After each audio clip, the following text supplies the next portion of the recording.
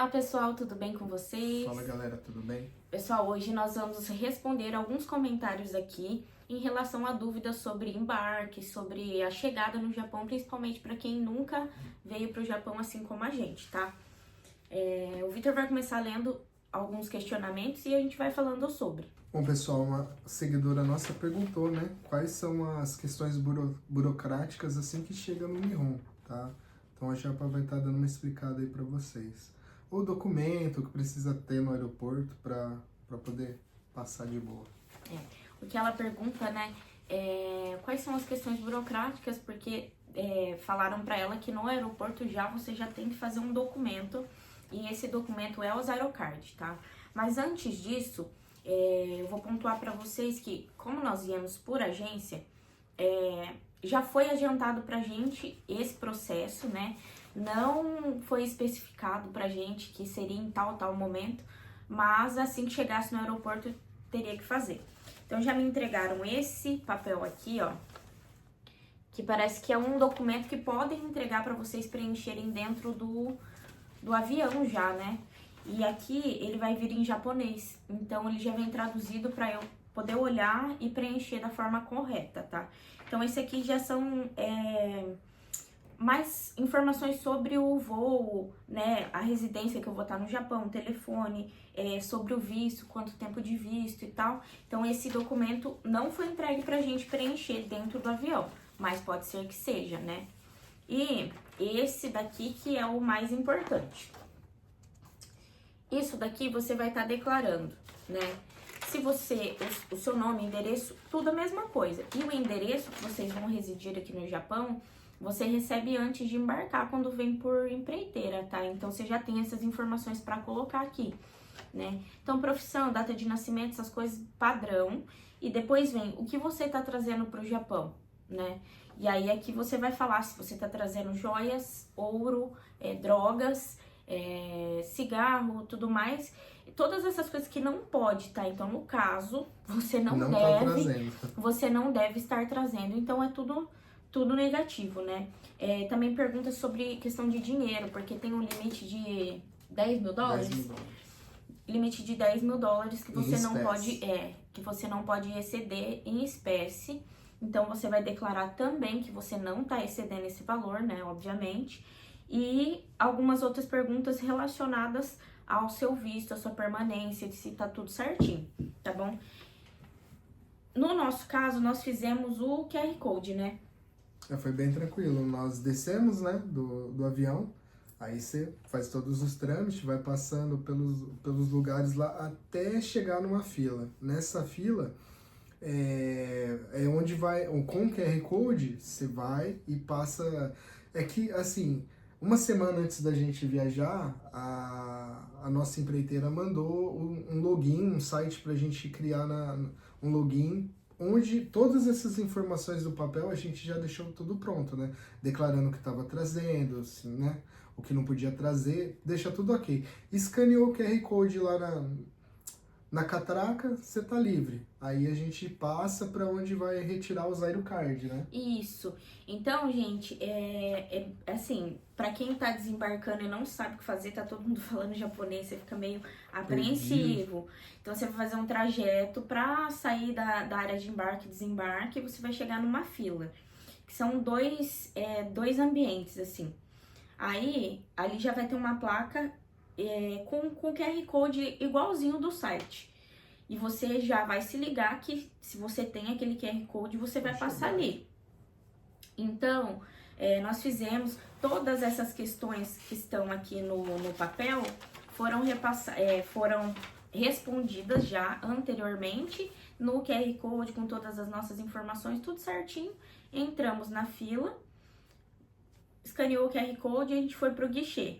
É o guichê da imigração, tá? Então lá ele vai pedir seu passaporte, no caso, que é onde consta ali o seu visto, né? Ele pede o passaporte, você entrega, né? Você mostra para ele o QR Code novamente e ali ele vai fazer o seu Zyrocard. No meu caso, eu não sei por que ele pedia um número e eu não tava entendendo. E aí ele mostrou o papel da elegibilidade. um demonstrativo que ele tinha, né? E eu não tinha minha elegibilidade impressa, porque o número da elegibilidade sai no meu visto. Então eu fiquei assim, não tenho, tipo, eu não conseguia falar pra ele, não conseguia explicar, até que, tipo, uns 30 segundos depois ele falou assim, ah, tudo bem, fez o Zarocard lá, tirou minha foto e me entregou, né? Aí depois eu fui, né, me informar na empreiteira, que eu falei assim, gente, como assim eu fui sem minha elegibilidade? Ela falou assim, não, Jaque, ele não deveria nem ter te pedido, porque o número da elegibilidade sai no seu visto, tá ali na folha do passaporte, né? Então são coisas que podem acontecer e se caso acontecer com vocês, vocês saibam que na página do visto tem ali o númerozinho, né? Depois disso é sucesso, tá? Pegou o Zarocard, vocês vão para a área de bagagem e lá vocês já vão sair, já vão pegar a bagagem, já vão sair, tá tudo certo. Aqui, ó, João Victor. Parabéns e muito sucesso para vocês. Minha namorada tem família no Japão e estamos verificando se a gente consegue casar e ir também. Tenho algumas perguntas. Quanto tempo foi para vocês arrumarem as coisas e irem para o Japão? E gastaram quantos com a agência? O salário de vocês gira em torno de 1.300? Gente, essa é uma história meio longa, né? Bastante. Nós vamos resumir para vocês um pouquinho daí sobre o nosso processo, né? Nós começamos o processo em 2023. E o processo em si, é o que eu falo, né? A preparação em si, né? Em 2023 nós casamos e nós sabíamos que depois de 6 meses nós conseguiríamos já iniciar o processo pro Vitor poder ir como cônjuge, né, amor? Sim. Casamos e aí pau na máquina da entrada, todos os papéis. Vocês não têm noção quantos documentos e vai vencendo certidão de casamento e pede registro de nascimento. Podem preparar aí que é um gastinho, viu? De primeiro momento, eles mandam uma lista para você simples assim. Documentos dele, o cônjuge, da descendente, que sou eu, e da parte que vai dar o direito de você ir para o Japão, que no caso seria o meu pai, né? E os meus avós, ou um dos avós, né? Então eu já entrei em contato com meu pai, solicitei os documentos, ele me mandou. Já pegamos todos a nossa documentação toda, as fotos e mandamos. Dali, passado pra gente assim, que se aprovado a análise, 3 meses, mais ou menos, já sairia o visto, né? Só que, gente, cada caso é um caso, né? E a gente, quando entra, a gente não tem ciência disso, né? Que pode dar muita coisa errada. E no nosso caso, tudo que poderia dar de errado, deu. Mas estamos aqui. Então, assim, quando eles fizeram, a despachante fez a análise dos meus documentos, ela solicitou para mim mais documentos. Que no caso, a certidão de nascimento inteiro teor minha e do meu pai.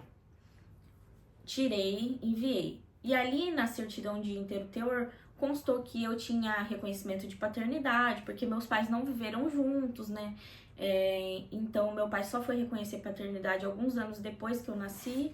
E o do meu pai estava dando problema porque o nome dos pais dele, tanto o meu avô quanto a minha avó, estava traduzido de forma errada aqui do Brasil. Então o nome não batia o mesmo nome que tá no Japão pro do Brasil. E aí a gente tem que comprovar que essas pessoas são as mesmas e eu tenho que comprovar que meu pai é meu pai.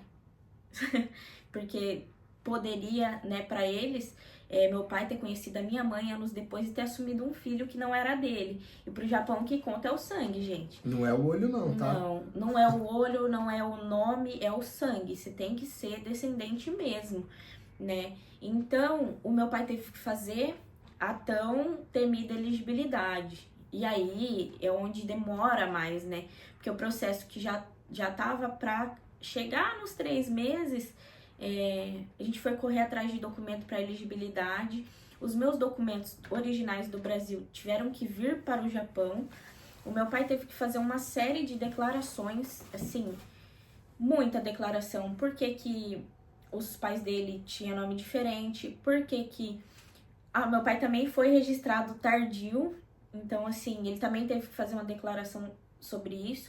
Eu tive que tirar a certidão de nascimento de irmãos dele, dos meus irmãos, das minhas irmãs, que são filhas do meu pai, com a esposa dele. Então, assim, foi uma série de Uma documentos, luta. uma luta.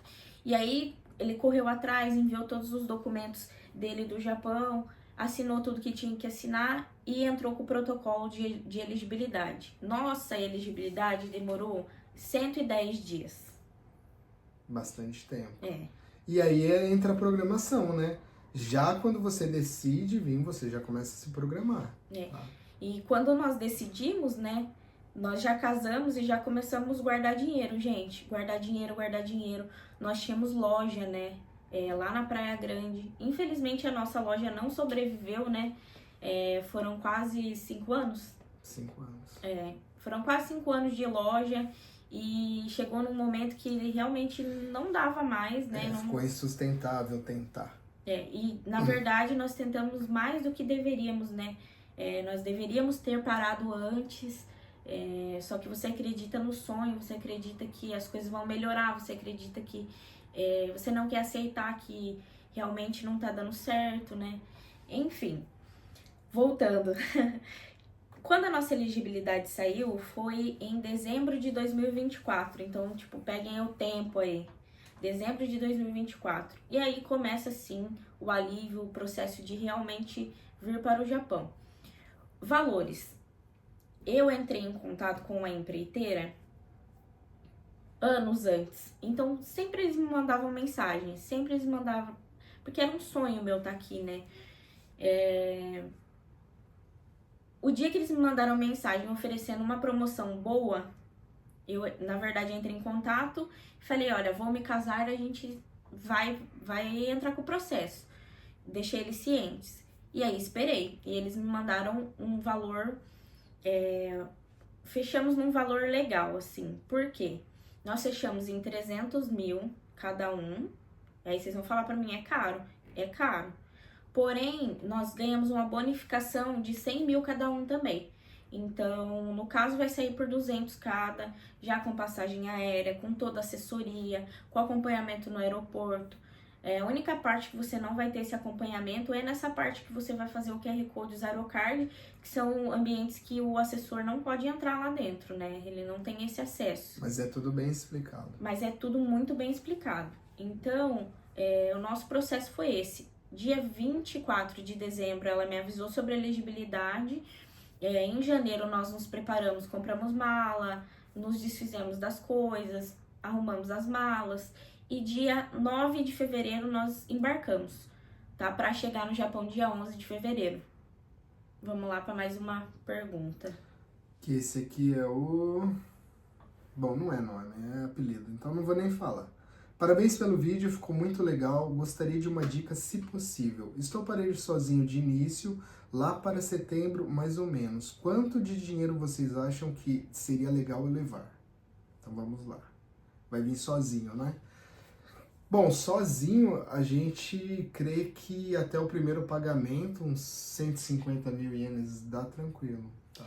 Dá tranquilo. É que na verdade vocês têm que levar em consideração que sozinho ou em dois, o custo é igual. O que vai mudar um pouquinho vai ser talvez o gasto menor de contas de casa, né? E alimentação, né? Só que também, dependendo do caso, sozinho você gasta mais com alimentação porque você acaba comendo mais fora ou mais coisa de combine também, né? Mais bentô, mais comida pronta, né? E o custo, assim, na residência talvez fique mais barato, porque se tiver uma pessoa ou duas, você vai ligar o ar no frio, por exemplo, no quente, não muda, né? O que vai mudar é pouca coisa no banho, né? Vai ser menos demorado. Então é relativo, né? É de cada um. Mas falar sobre valores mesmo, quanto eu devo trazer? A resposta mais óbvia é o máximo possível, tá? Mas assim, o mínimo, 150 mil ienes. Eu não vou falar esse valor em reais, porque a conversão muda todo dia, todo momento. Mas eu falo porque você vai estar vindo para gastar em ienes, tá? Então não faz sentido eu falar para você em reais. Mas para você levar em consideração, seu aluguel só vai ser descontado no seu pagamento. Então, o primeiro pagamento, se for dias picados, poucos dias, vai vir proporcional, né? o próximo pagamento completo, aí vai vir o mês fechado, mas é direto na folha de pagamento. O que você vai ter que se programar? Você chega, você tem que pagar uma taxa de gás, na maioria das vezes, 10.000 ienes. Alimentação, para você passar esses quase 2 meses que você fica sem pagamento. E levar em consideração que custos vão surgir, né? Então, como eu já falei no vídeo anterior, não vou ser muito repetitiva. Custos podem surgir, pode estar frio, ou pode estar calor, ou pode não ter uma bicicleta legal, ou pode ser que você precise comprar um colchão para você dormir melhor, que nem foi o nosso caso. Então, eu já falei isso no outro vídeo, mas seria isso, né, Vida? O ideal é, né, poupa o máximo que você... vou para o Japão, já começa a poupar, cara. Porque é aqui que você vai ter que gastar, o seu dinheiro vai vir daqui. Então, o início, quanto mais você conseguir chegar, comprar suas coisas de cozinha, se deixar o local onde você vai morar o mais confortável para você poder morar, entendeu? E depois, aos poucos, você vai recuperando, entendeu? Assim, mas a empreiteira também dá vale se precisar, Sim. Mas é o que a gente fala, vai virando uma bola de neve, né? Você fica no vale, eu acho que não é legal, não de início. Sim. Aqui tem uma seguidora perguntando sobre a passagem. A passagem financiada saiu mais ou menos quanto? O pagamento da passagem pode ser parcelado? E agradecendo pelas informações. Gente, em relação à passagem aérea, tá? Eu recebi a reserva, você recebe o número da reserva, tudo certinho. E eu fiz o login na empresa, né? Que nós viemos pela Suíça. Então, baixei o aplicativo da Suíça e já entrei pra ver como é que era, se tinha assento, se não, como que... Porque eu queria ir na janelinha, né, gente? Pra gente, primeira vez de avião, eu queria já ir com emoção, né? Aí eu entrei lá, a gente consegue ver o valor da passagem, tá? Então, as passagens aéreas saíram 10.000 reais, já incluso aquela bagagem extra que cada um pode levar, né? Então, na verdade, tava entre 10 e 11 mil, sabe? Quase 11 mil. E aí, esse era o valor da passagem se eu fosse pagar por conta, independente. O que eu resolvi fazer? Nós tínhamos o dinheiro para pagar a passagem, porém, analisando, mesmo pagando um pouco mais caro, eu resolvi trazer todo o dinheiro que nós tínhamos poupado para poder lidar com qualquer imprevisto que a gente tivesse aqui no começo. Porque eu fiquei com medo de eu tirar 10.000 reais da minha reserva, pagar, e a hora que chegasse aqui eu precisar de dinheiro e precisar fazer alguma coisa, eu ter um gasto ali e eu não ter esse dinheiro, tá? Então, nós optamos por financiar 100%. Quanto fica sem a passagem, o valor da assessoria, eu não sei. Porque quando a gente botou na balança, né, a gente não cogitou não financiar todo o trâmite. Então, consulte certinho com a sua agência. Vamos para a próxima. Aqui tem uma seguidora perguntando sobre o chip de celular, se é fácil colocar a internet aqui. Olha, eu vou explicar para vocês, porque eu me planejei mesmo, gente, real pra tudo, assim. Como eu não falo Nihongo, o nosso inglês assim, a gente entende muito bem, só que pra se comunicar é difícil, porque o inglês do japonês já não é muito bom. E quando é bom, é muito, muito bom. Tipo assim, não tem ninguém do nosso nível aqui. O que eu fiz? Eu procurei bastante na internet. Eu baixei uma empresa de eSIM, né? Que é esse chip virtual, que chama Airalo. Eu vou deixar o link aqui pra vocês, porque eu super recomendo.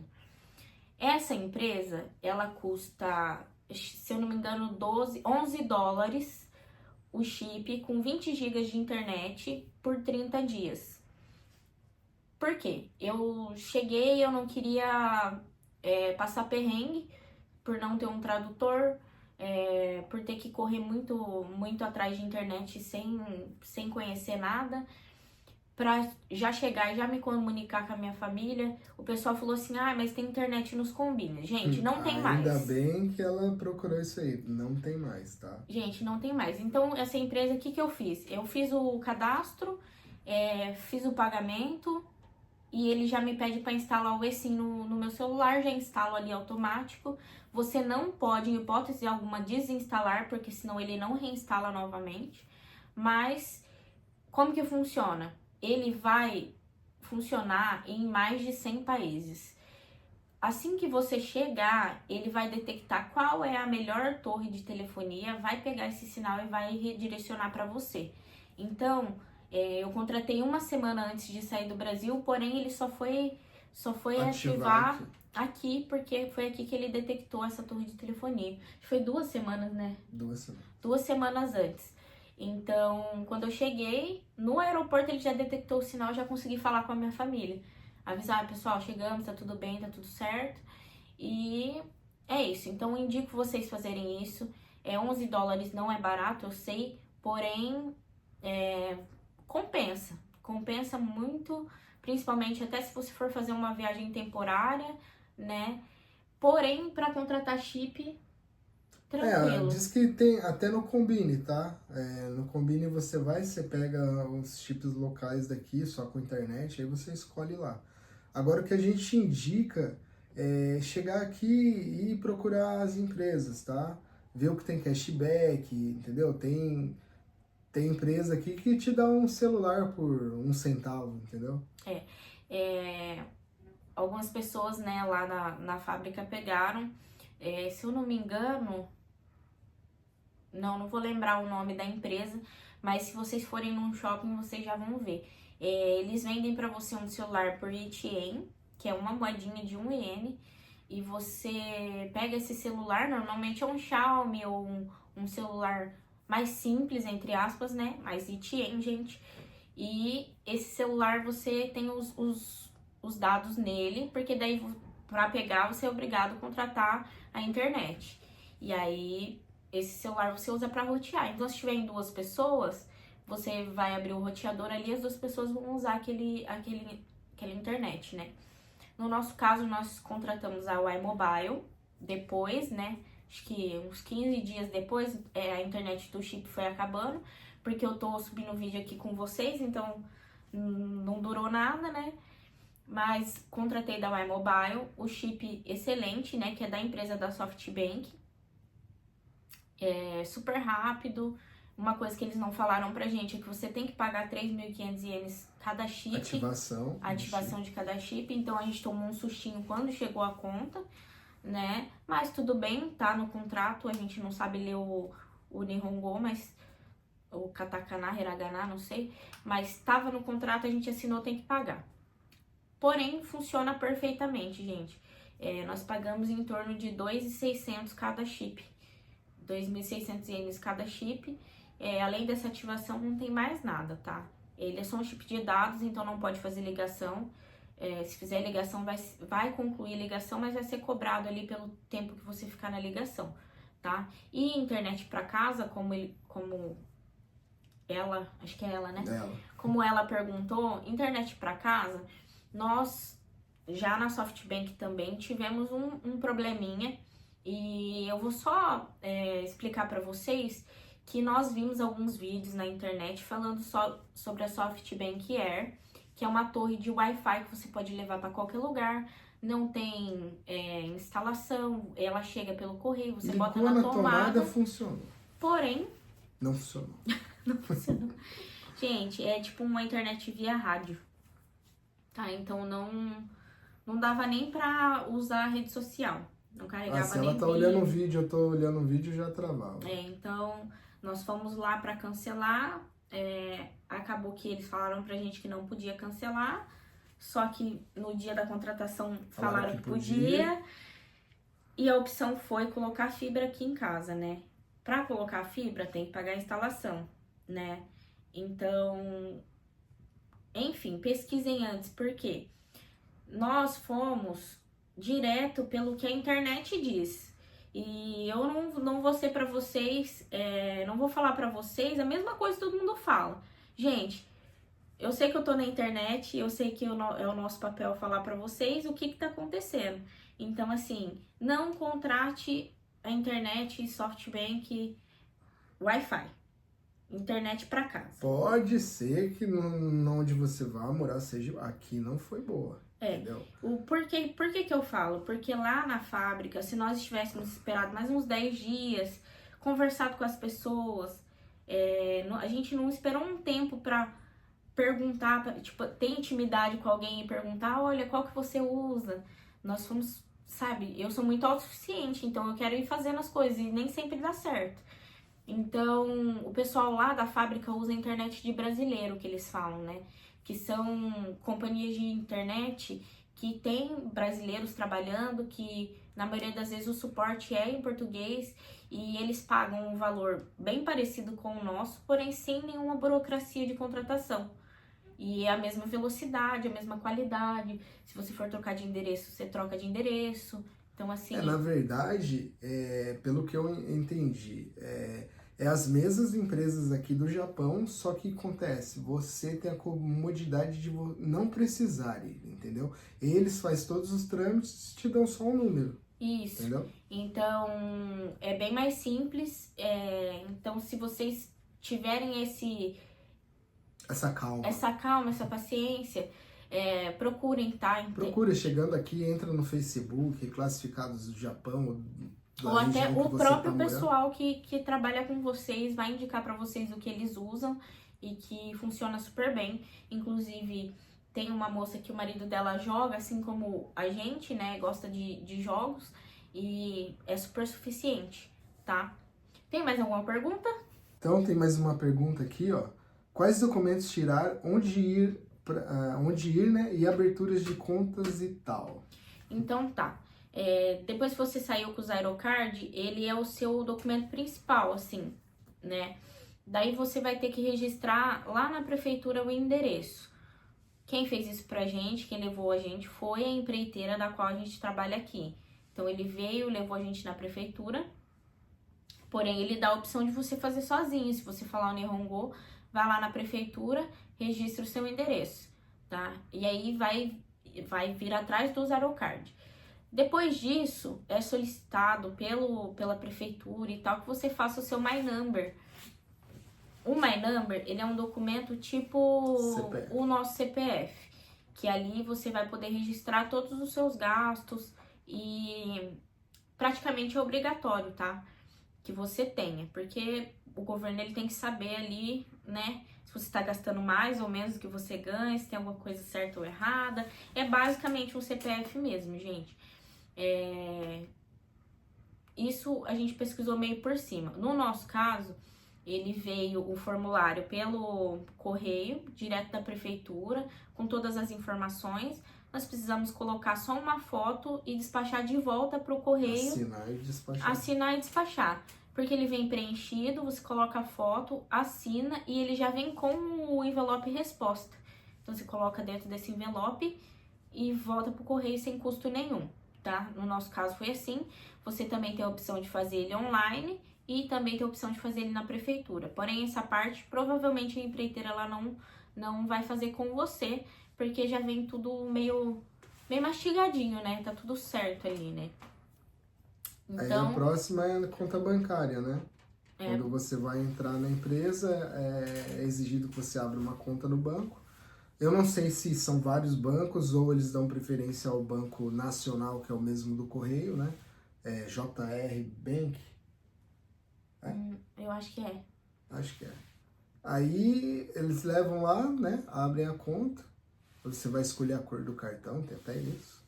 E aqui eu não sei ainda. Caderneta, né? Então, isso que eu ia falar. Aqui eu não sei pra que serve, mas vem uma caderneta também.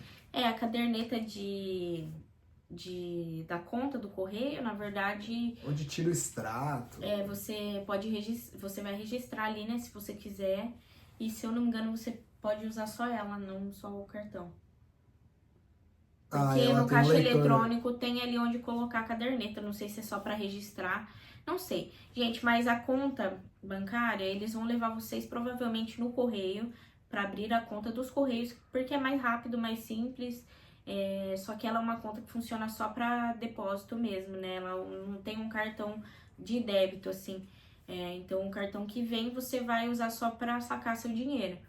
E para marinheiros de primeira viagem, você tem direito a um saque gratuito nas ATMs dos Combines ou qualquer lugar que tiver. Então, esse saque é gratuito uma vez no mês. Depois disso, você vai começar a pagar taxa para sacar, tá? Então, ou é legal você se deslocar até o correio, se tiver um correio próximo, para fazer o saque lá, se precisar sacar mais vezes, ou já se programar para tirar o valor que você precisa direto. Voltando para uma pergunta que eu não respondi a parte final, né? Perguntou se o salário gira em torno de 1.300 a hora. E sim, gente, essas coisas não mudam, né? Na verdade, o padrão mesmo é 1.250. Tem lugares que você ganha bem menos, tem lugares que você ganha um pouco mais. Isso vai depender da vaga que você escolher. Se você vier por empreiteira, você vai ter um leque bem maior de vagas, né? Para vocês poderem estar escolhendo, né? No caso do nosso, nós escolhemos o Yakin, que tem um adicional de 25% em cima do valor da hora, tá bom? Mas é basicamente isso, né? Desde sempre a gente vê o pessoal falando que o salário é essa base e realmente, né? E outra coisa, tem muitas empresas que pagam bônus, né? Então, voltando à questão lá do nosso financiamento, já saiu quase que metade do preço com o bônus que é recebido da empresa. O bônus é o quê? Você não faltar, você cumprir as regras da empresa, aí no nosso caso é trimestral, né? Trimestral. Cada 3 meses ganha uma bonificação. Então é isso aí, pessoal. Procura o que melhor vai te satisfazer aqui no Japão e vamos pra cima. E o que eu falo pra vocês é que tenha a vontade de vir. Não se desesperem, não é difícil, tá? No aeroporto, talvez você fique meio ansioso, meio nervoso, mas, gente, se você desembarcou aqui no Japão, você já veio com visto, inclusive os Aerocard, ele tira uma foto, mas não é a foto que sai nos Aerocard. A foto que sai nos Aerocard é a mesma foto que você enviou pro formulário de visto, tá? Então, assim, eles já estão com o seu documento ali pronto, eles já sabem, eles só querem fazer uma verificação, tirar a foto pra ver se é você mesmo e tchau, obrigado, a entendeu? foto é só pra fazer uma verificação rápida. Isso, pra ver se a pessoa que tá vindo é aquela pessoa ali da foto, né? Então, não se desesperem, vai dar tudo certo. Quando vocês chegam, vocês vão passar por... Tenta deixar o processo simples, né? Que nem aconteceu com a gente. Com o QR Code tá tudo certo, passa ali. O restante a empreiteira ela vai fazer pra vocês, porque a documentação é necessária pra eles, né? Então, a abertura de conta é necessária pra eles. O documento de vocês certinho é necessário pra eles. Então, eles vão fazer pra vocês, tá bom? Então é isso aí, pessoal. Ficamos por aqui. Qualquer dúvida, deixe aí nos comentários que a gente faz mais um vídeo respondendo. É isso aí, gente. Muito obrigada. Tchau, tchau.